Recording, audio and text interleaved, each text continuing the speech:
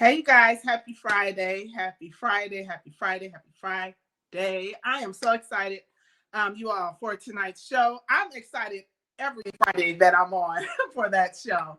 But tonight is a little special for me because I do have some amazing young adults that are going to be joining me for this last Vow series. I'm calling it the last Vow series, but really the last show of the series was 2 weeks ago. But I wanted to add like a little tidbit to that series by bringing in some young adults to talk about their view of I do and the vow, right? I think it's very important. Not only is it important for us as adults, as seasoned adults that have been married or have not been married, those that are dating, those that are preparing. I think it's important that we know what marriage really is, what God says it is, and just our not only our opinions, but what the words say, right? And our experience. So everyone that I have had on the shows for this series have come with their experience, their opinion, and what the word says. And so let me pause for a minute and say welcome to all of you who are here. Welcome, welcome, welcome to tonight's show. Let's be clear. I am Tamara Johnson. I am the CEO of Make It Rise, Rebuild Intentionally and Strategically for Effectiveness. And our mission, our vision is to create a movement where we're changing the view of how society has defined marriage, right?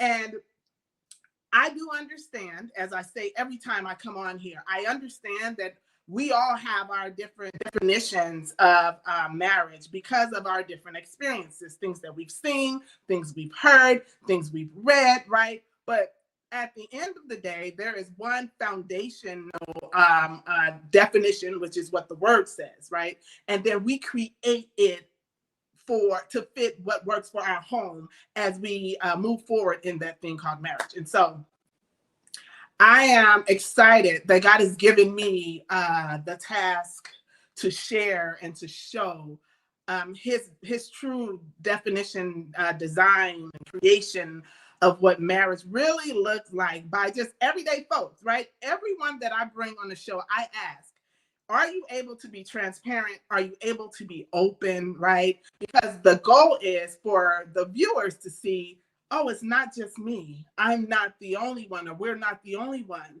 going through this. We're not the only one that feel like throwing in a towel. We're not the only one that's, I like him or I like her. I mean, I love him or I love her, but don't really like you today, right? So that has been a going theme for just the past year and a half since I've been doing this show, Let's Be Clear. And so again, these past 6 weeks, I have been doing the Vow series. And the first week I had Mr. and Mrs. Pastor and First Lady Rayford Owens. And they talked about to have and to hold till this day forward, till this day forward. The second one was better or for worse. And our guest wasn't able to make it, but we just shared a few things about that, better or for worse.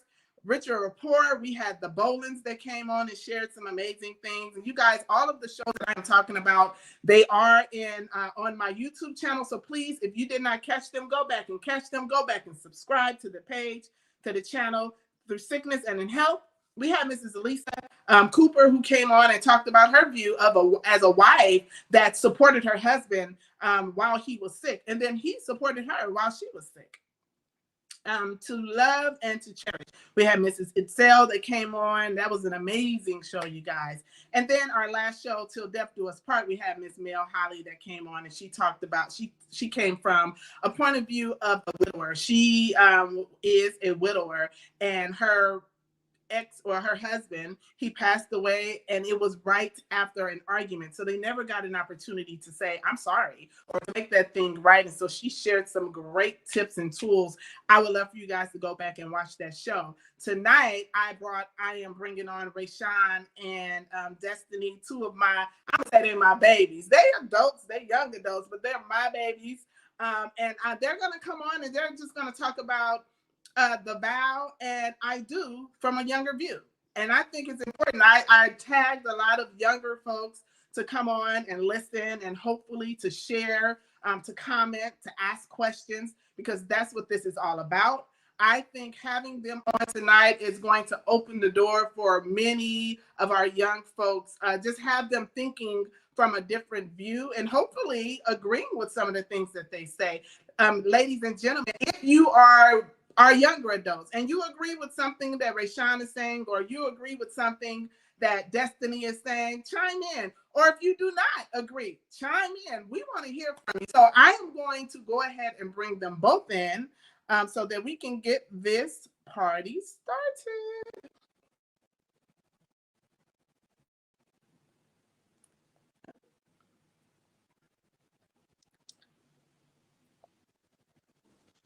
Right. All right. Hey there. Hey, you guys. Hey, you guys. How are you? Hey, good, good. Hey, y'all. I love you. I love you already. I love you. I've been loving you. But listen, as I said when we were on the call before we went live, I want to say thank you. Thank you so much for saying yes, for coming on tonight. You can be anywhere. You can be out with your friends, but you chose to be a part of tonight's show. And as I tell all of my guests, whether you know it or not, you have just become a part of helping Tam push the mission and the vision of Make It Right. And I don't take that for granted. So I say thank you.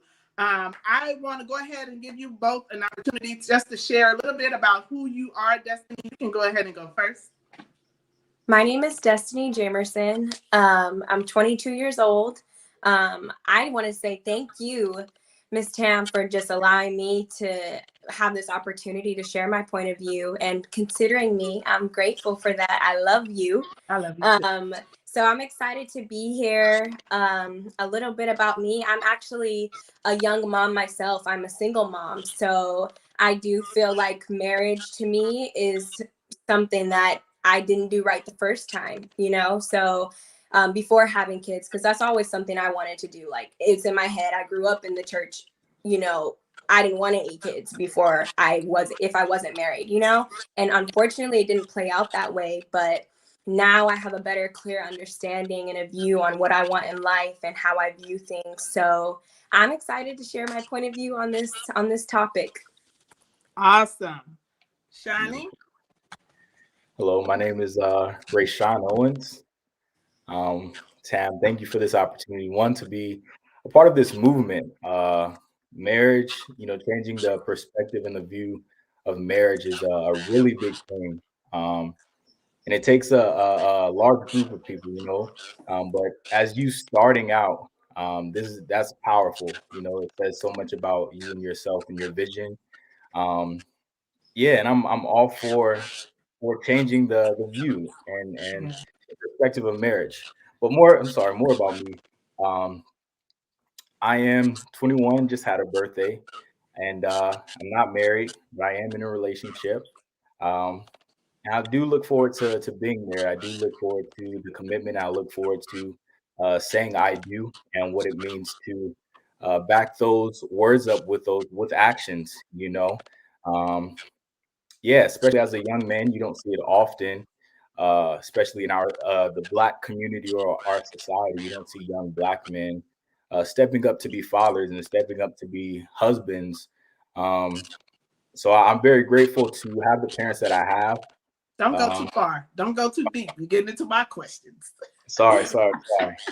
But yeah, I am just looking forward to change the narrative for young Black males. So Awesome. Thank you so much. And you saying helping to change the narrative is, man, that is the foundation of why I created, or why I said yes to God when he said, go ahead and do this Make It Rise thing, right? I didn't understand the full view of it, of course. And I questioned, and sometimes I even said, I don't want to do this, especially as a divorcee. As I went through divorce, or I separated, it was like, who in the heck am I to share, God's mission, God's vision, or God's definition of what marriage really is? Why me? And God says, why not you, right? And so although I know there are so many people out there that are like, yeah, can't listen to her because she's no longer married. And the funny part is that with discernment and wisdom and relationship with God, he will show you how to navigate through those things and through people who are the naysayers, right? So that you can continue to be motivated and encouraged to do what he's called you to. I always say that your status has nothing, well, he told me my status had nothing to do with my purpose. So my purpose is what it is, regardless to if I'm married, I'm dating, I'm divorced. He called me to do a specific thing, and I have said yes. So I say thank you both for coming on, and your transparency, Des, thank you so much for sharing that you are a mother, a single mother, and it's not what you originally, that's not the story, the narrative that you originally created for yourself. But as we all know, sometimes things happen. And when those things happen, my thing is, what lesson are you going to learn in that? Are you going to be willing to share something with someone else to help them maybe not go through that same thing that you have to encounter? Or are you going to be selfish and bitter and angry and just hold on to that? So I say thank you so much for sharing that. So my first question is, in your circle as a generation, do you guys talk about marriage? Do you talk about dating? Do you talk about sex? Or do you talk about it all? What do you talk about? I'll go ahead. And in my group, we talk about all those topics. Marriage is one, sex is one, dating is one. I feel like it's something that a lot of me and my girlfriends actually talk frequently because everyone has a different story. You know what I mean? Yeah. And my view of how I view those things are completely different from how they view certain things. Like, a lot of my friends don't believe in marriage. They literally tell me they don't ever see themselves getting married. So it's just a little hard because I'm always trying to share my point of view. Like, this is what I think of it. And I just feel like it's a beautiful thing, but not everyone sees it that way. And I really just feel like it has a lot to do with upbringing, to be honest. And, or even trauma or just different things that happened in their childhood, Yeah. So I definitely share. I'm never selfish with my opinion. So that is everything that you listed. We talk about all those things. Absolutely. One thing that I share that is a part of my vision is that there is a definition of what marriage really is, but all of us have a different definition according to our experiences, things we've read, things we've heard, and sometimes it's a good thing, a positive thing, and sometimes not so positive, right? Mm-hmm. But who's to say what's positive and what's not positive? So for you, what you think marriage is or isn't could be, this is it. This is what it is, right? Who am I to say you're wrong? That's like me telling you, if you are Jehovah's Witness, then you are serving the wrong God, right? I cannot do that. I have to stand on what my beliefs are. I'm not going to argue about it, but I'm not going to shy away from it either, right? So Thank you for standing on what you believe and still sharing your beliefs with your friends that do not believe in marriage. So thank you. Shawnee, what about you? What's your circle of friends? What y'all talking about over there? We talk about all those things. I would say the hardest thing for myself is I don't have many male friends. So being realistic, having a male conversation or speaking from a young man's perspective with a group of, ladies is different. Always having to talk in a way of love, and addressing things out of love and all of that stuff. But marriage is a topic. When I do speak with my male friends, it's about making the right decisions, picking the right person who has the right qualities. Is their head in the right place? Do they love God? All of those things come into play, during the conversation. But those conversations are very, very vital. Yeah. It's a part of it's my future, and bringing somebody else into my life to be a part of that future. You want to make sure that things are in order. So yeah. Yeah. Absolutely. I agree with what you said. And I appreciate you for also having those conversations with your friends. And as you said, you don't have many male friends, so it is kind of hard. I can imagine it's kind of hard having those conversations, especially the sex conversation with your female friends, because we just don't call a thing a thing. Just because we say you are my friend doesn't mean there's no attraction there. So if I am having certain conversations with you, you know, I don't know what your mindset is regarding the conversation that we're having, and you don't want to cross over any boundaries. And so you have to be very clear with your boundaries, right? So when you're having those conversations with your friends, your female friends, or that's with your male friends, and it's about sex, you have to create the boundary that says, this is strictly, right? This is where we're at. This is where I stand with this. And I'm not going to cross over, right? Because it can be a little sticky. I mean, let's just be real. It can be a little sticky. So I want to know, with marriage, do you think that there is a spiritual definition and a natural? Like, so what is, when you think about spiritual, I mean, when you think about marriage, would you say, well, there's a spiritual definition and then there's just a natural definition? Would you define those as one, or would it be two separate things? Let me say this. Keep in mind the company that you're speaking to. Okay.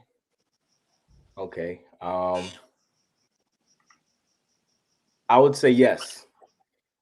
There is a natural definition of marriage. The ring on my finger. We move in together. We have children. This is what you see naturally. Yes. But spiritually, my heart becomes intertwined with yours, and whether our desires really mix together or not, they do. Um, Yeah, so there is a natural and a spiritual definition, I would say, and we know what happens spiritually with anybody during intercourse. It's a matter of a heart. It's a matter of the soul coming together with the other person, and that is defined in the Bible. That is defined marriage, Yes. or becoming intertwined. So I would say yes, there will be two definitions. Good. Let me get your answer, Destiny.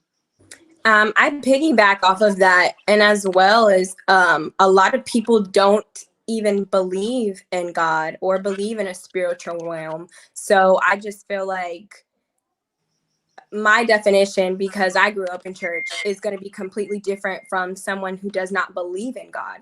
So I definitely feel like there's two different definitions for sure. The spiritual, you can literally go back to what it is in the Bible, how literally, it says the three-strand cord, groom, woman, God in the middle. You know what I mean? That's my definition. But compared to my friends, somebody who doesn't believe in God, it's going to be something completely different. So I definitely agree with that. There's two different definitions of marriage for sure. Okay. So I'd say I agree with what both of you are saying.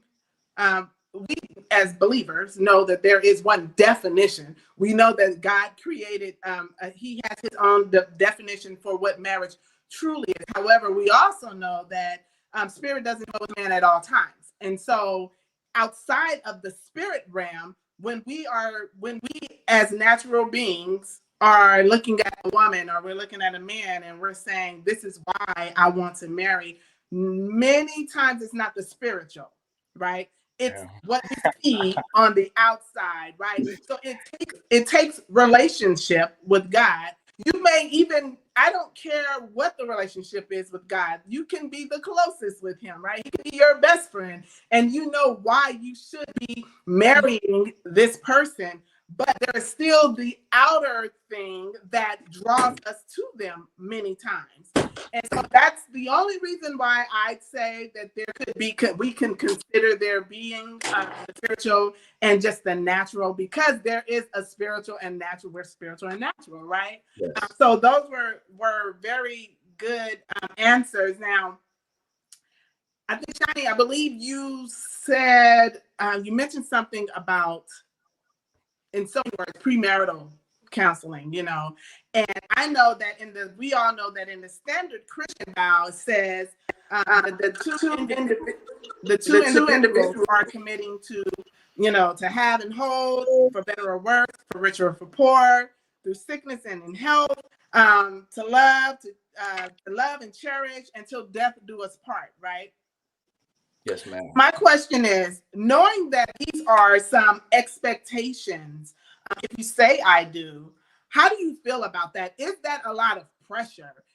As a young man, as a young woman, knowing that this is a person that I am supposed to have and hold for the rest of my life. I mean, like forever, ever. Mhm. This is someone that I am supposed to commit to being there, whether he's broke or he or she is wealthy, sick or healthy, or loving and cherishing, and until they die, until I die, right?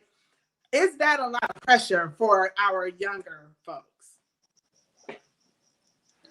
You can go ahead, Destiny. Absolutely. Absolutely. That is a lot of pressure. I just feel like committing your entire life to someone is already a lot of pressure. And there's so many things that come with it. You know what I mean? For better or for worse, poor or rich. A lot of relationships fail now just because of financial issues. And that's just a boyfriend girlfriend relationship. Once you're in it, you're in it. You've made that commitment before God.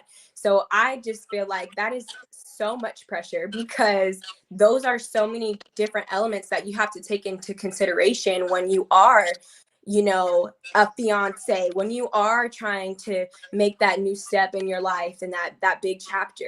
It's huge. It's so big. That's something that is a lot of pressure.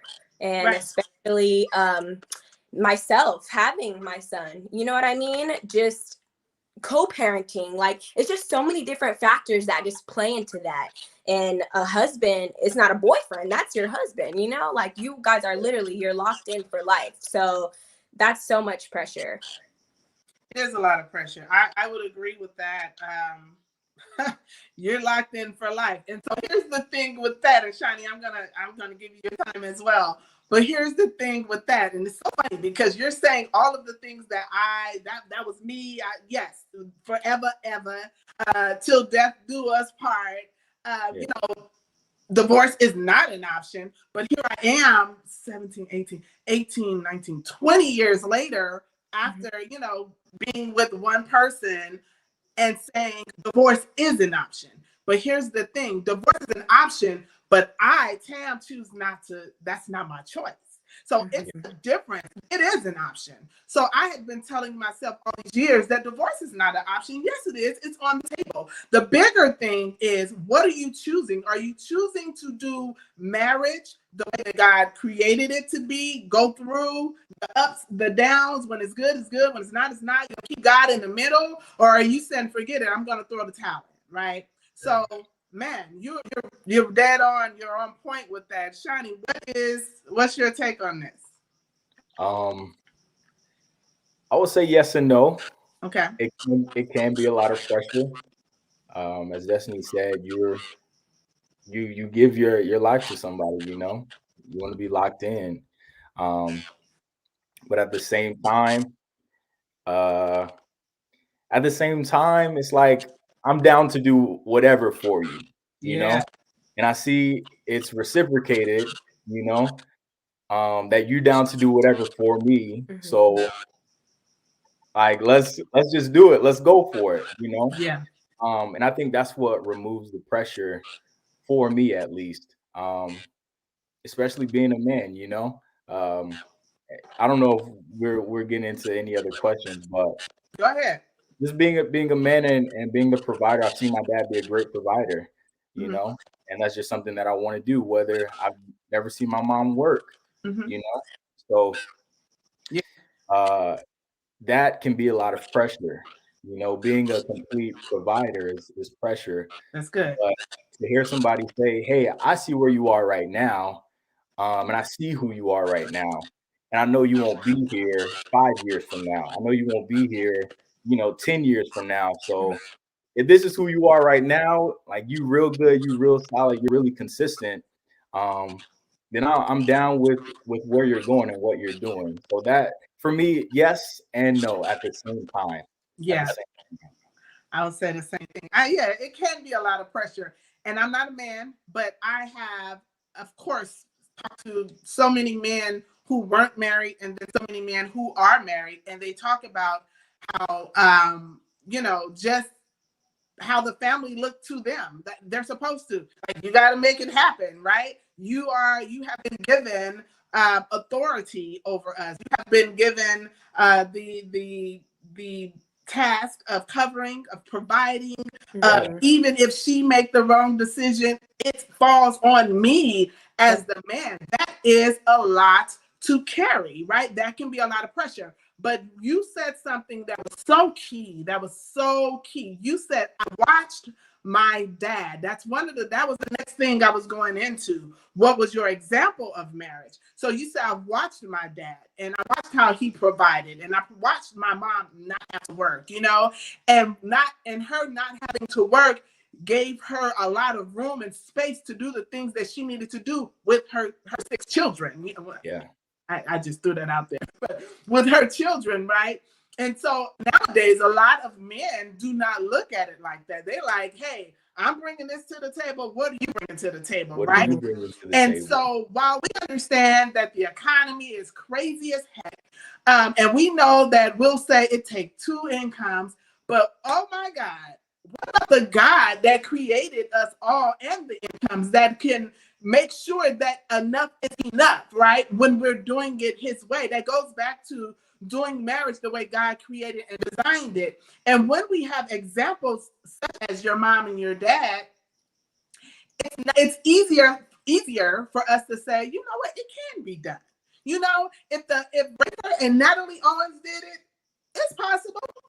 It's possible. Just because he's a pastor, that's not why he's able to do it. No, he's able to do it because he's committed to commitment. He's able to do it because he said, yes, Lord, I will. He's able to do it because he knows what God called him to do as the man. He says, love your wife like Christ loved the church. How does Christ love the church? I don't know unless I get into the word and read about it, right? And so when I fall as the church, the wife, when I fall, Christ is going to come and say, hey.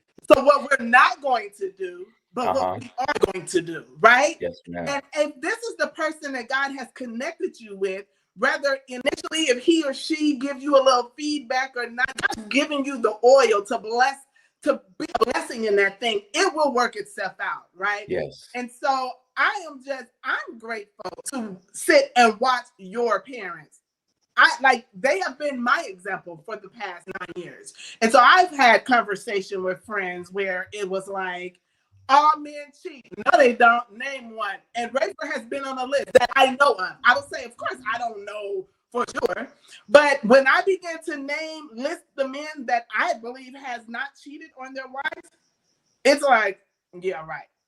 Yeah. I don't believe it. And that is the unfortunate part, It goes back to discipline. It goes back to decisions. It goes back to options. You have an option to go out there and cheat. You have an option to go out there and spend all the money. You have an option to go out there and be addicted to drugs and porn and all those things, right? But we have to choose to do the righteous thing when we are trying to do it to give God glory. That's my take on it. Yes, ma'am.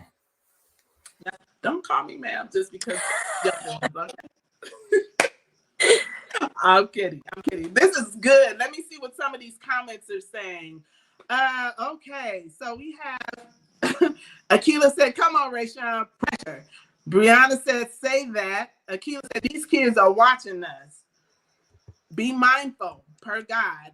Brianna says, when you're doing it his way. Yes, absolutely. When you're doing it his way, that is not to say that it's going to be the easiest, right?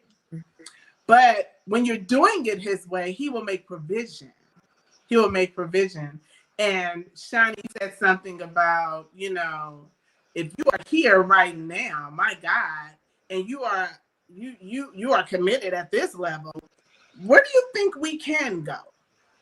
right? Yeah. Where do you think we can go? So I want to know from you, Des, like, what was your example of marriage? Did you have a good example? Did you have you just had an example? And that example, like, how has it or did it impact who you are today?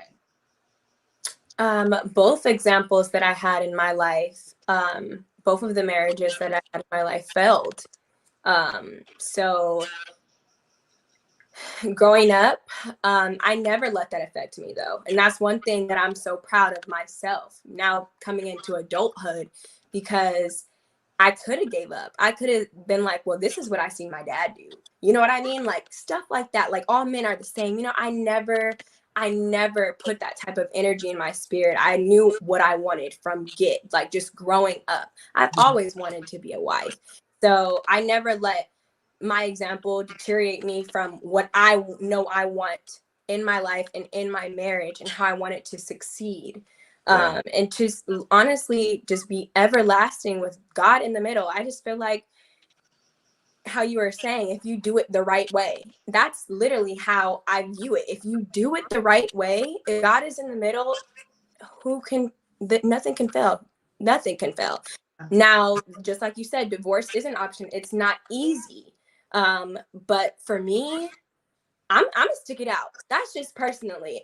I honestly feel like I'm gonna stick it out. If I'm being disrespected in any type of way, then that's where boundaries come in. You always have to have boundaries, right? Yeah. So I feel like I have my point of view, but I'm also gonna stand on my boundaries. But I do know I'm in it to win it. So I never let my examples deteriorate me from what I know I wanted in life, because that's just what I know I want. I love it. I love it. So can I ask you a question? What are you doing to prepare to be a wife? Okay. I knew this question was coming. So I personally, I call it my self-love journey. Every day I'm acknowledging where I could be the problem. And because I have had relationships that have failed, you know, just young adulthood, stuff happens, you know what I mean? You think you're in love and just, you know, just stuff like that. But I call it my self-love journey. Every day I'm acknowledging, okay, I could be a better destiny than I was yesterday by doing this, by healing where I was hurt, by filling those voids with empowerment from myself. Because I feel like personally, just to be transparent, my last relationship, I felt like I couldn't be me. I felt like I needed to heal. Like I couldn't pinpoint where it was, but I feel like there was something where 100% I couldn't be happy. And he was an amazing guy, but I couldn't be happy because there was something wrong with me and I didn't know what it was. So I call it my self-love journey. Like every day I'm just trying to become the wife that I know I want to be. So I'm working on those things. It's like little check marks, you know what I mean? Because I can be the problem sometimes. And I acknowledge that. Yeah, I am a little crazy. I acknowledge that. So I'm just like, every day, this is where it's not easy though. It's not easy. And it's not something that happens overnight, but I call it my self-love journey. I'm just taking care of myself right now. So when that time does present itself, I'm already healed and I'm ready to just take that next step. Right. That's good. That's good. So I applaud you for even being transparent about the things that you said, you know, the self-work, the self-healing, the noticing the things that you messed up, where you messed up at. And I also share this with you as well. You're already a wife, right? Mm-hmm. God is already preparing you to be a wife. You are God's wife. So the word says that the Christ is our husband. You are the church. You are his bride. Right? So I would say in this walk, in this time, in your preparation, that you are being a wife to God. You are submitting to him. You are loving him. Beautiful. You are reverencing him in everything that you do. That is your husband. And as you prepare in that manner, God is preparing your king. He already know who he is, right? So he wants you to be ready when he does present him to you, because he's going to present him to you. He that findeth a wife findeth a good thing, right? So I don't want you to put yourself in a position of pursuing a man, but be pursued. And there is a place and time where you can pursue your king, right? There's something that God is going to give you in your spirit that says, that's him. That's him. And I can be open and I can be available, right? And I want to leave you with this. The same opportunity that you gave that last man that hurt you, I want you will give that same opportunity to the next man that God sent to you. Like, that sounds crazy as heck. I give you an opportunity. I give you the chance to hurt me like the last man did. Yeah. Versus, I want you to love me the way I've never been loved. That's easy. It's easy to say that. Right. No, I am giving you the opportunity to hurt me like the last man hurt me. Because what that says is, I trust God. The decision that he has made for my life. I am letting down all of these walls that I have built up as a result of me giving a piece of my heart to someone that gave it back. And although it's back in that place, it's still a scar because I had to sew it back in, right? And so I want you to be available for your king when he comes. So as you prepare, know that you're preparing with God. Not just with some man that says, Des, you are fine, you are beautiful, you are amazing. I know all those things, right? Yes, I do. Thank you. Not from an arrogant place, but just from a place of knowing who and whose you are. Right. And so I just want to leave you with that. Shawnee, as a man and you're dating, what are you doing to prepare to be a husband? To be a husband, a lot of getting uncomfortable. I mean, getting uncomfortable. Preparation. I do not like to plan. I will go with the flow and go with the flow and go with the flow until the flow goes no more, Tam. But to be a husband is to be a leader and to be a covering, you know. So I'm getting out of my own headspace, getting out of my own thoughts, you know, because I have to focus on a vision. What is my vision? What are my goals? Because I'm not doing this for me anymore. It's me and her, you know, it's me, you know, and our family. Where am I taking my family? So that's kind of, it's the little day-to-day things. You know, just writing out, what am I going to do for today? You know, what am I going to do for what are my goals for, you know, 3 months, 5 months, a year, so on and so forth. But planning, you have to be a planner to be a husband. You know, you have to have vision. And one way I like to describe it is, if the husband is the head, the head of the household, you have eyes to have vision, you know. You have to hear from God. You know, the head has ears to hear from God, you know. And then two, you're the prophet. So you have to speak over your wife. You have to speak things, you know, into existence, you know. It's to be, you know, a prayer warrior, to go before God for your family, you know. Just to be the head. Any and everything that the head consists of, that is the role of the husband. So working on those little things, speaking up, Tam, that's like I said, going with the flow, just being with, you know, a group of friends. Where are we going to eat? And nobody says anything for 5 minutes, you know, or we're throwing out suggestions and they ask me and I'm like, I'm cool with whatever. But instances like that, make a decision, because there will be times where I have to make decisions, hard decisions. Easy, you know, it's an easy decision. Make your mind up. So those are really key things that are preparing me to be a husband. Because I have to make decisions. I have to have vision, and I have to know where we're going and what we're doing as a family and as a unit, as a team, you know. So that's what I'm really focusing on right now. That's good. That's real good. Everything you said was good. And on point. What'd you say, Des? I said on point. Yes. Everything for me. Everything for me. Something that you said that stood out for me was pretty much you as the man, as the husband, as the covering, have to see it before you see it, right? And so that means I'm preparing for what is possibly going to come down the line. I am protecting her. Sometimes husbands don't understand that protecting her looks like protecting her from her, because Yes. we women, so emotional, all over the place, want to do this, that, and the other, right? Sometimes you have to step in and say, no, it's just a hard no, right? There is no because there's no let me massage. No. It's just a no. And as I trust my king, and I trust that he's not going to take us anywhere to set us up, I am going to submit and say,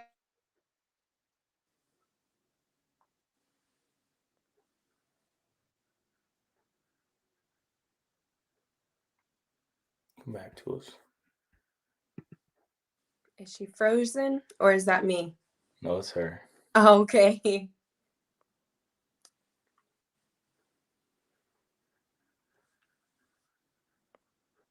Okay. I don't know. Yeah, she's the host, so.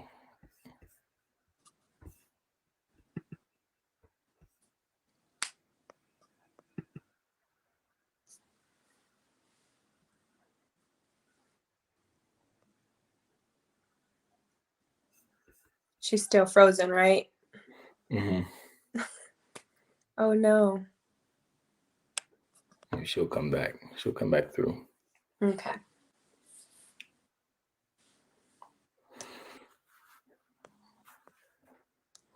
Yeah. This is a perfect time for me to go grab my charger. 1 second. Yeah, go do.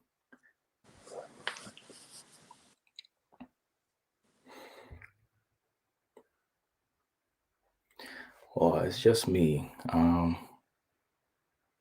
guess I'll carry on until Tam comes back. I don't know any further questions, but as she was saying, for the husband, knowing that he won't take the team or take the group, the team together, you being the husband and the wife, taking the team anywhere that would be a setup or that would be a downfall, and knowing that you guys have each other's best interest at heart anyways. And that's very important, is to know that and to trust that in itself. Yeah, I was just kind of trying to flow and go with where Tam was going. How do you feel like in your relationship now? Like, are you guys preparing for that next step? Like, is that something you're pursuing right now, or how do you feel? Yes, we are. We are, as far as doing the work, as far as communication and things of that nature.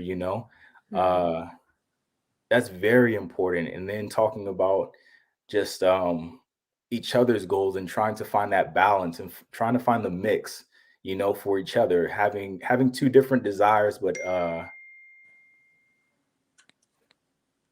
having the um yeah, having two different desires, but trying to have the same goal and put them in together into the same place. She wants to go to Instagram for 10 minutes. Okay. So let's transition over to She wants there. to go to Instagram Live. Yes, I believe so. Okay.